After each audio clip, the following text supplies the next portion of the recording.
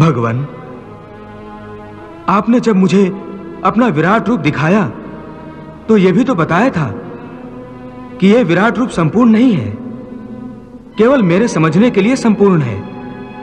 इसका अर्थ है कि वास्तव में आप इतने विशाल, इतने विकराल हैं कि आपका कोई आकार ही नहीं बन सकता।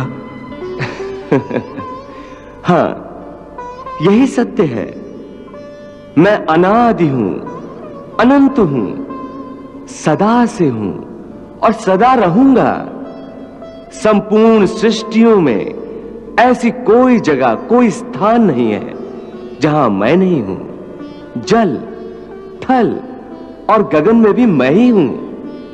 इसलिए मेरा कोई आकार नहीं, मैं निराकार हूं। फिर आपने यह भी तो कहा था कि हाथी में भी आप हैं,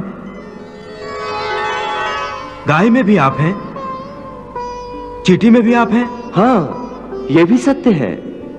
तो फिर इस तरह तो आप साकार भी हैं। हाँ, जैसे इस समय मैं तुम्हारे सामने मानव अवतार में खड़ा हूं, यह भी मेरा साकार रूप है। इसके अतिरिक्त मेरे जो अवतार हुए हैं वो भी मैंने तुम्हें दिखाए हैं। ये सब आकार ही हैं, परंतु मेरा सच्चा और सबसे विशाल रूप निराकार है। तो ये सिद्ध हो गया कि आप निराकार भी हैं और साकार भी हैं। आपके भक्त जो आपको साकार समझते हैं, वो आपके अवतारों की प्रतिमाएं बनाकर आपकी पूजा करते हैं,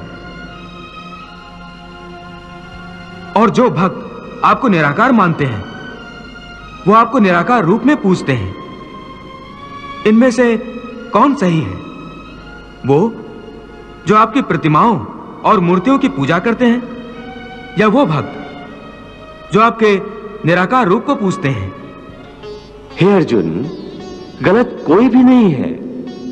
मेरे भक्त को मेरा रूप चराचर किसी वस्तु में भी दिखाई देता है, तो वो मन में मेरा ही ध्यान करके उसे पूजता है।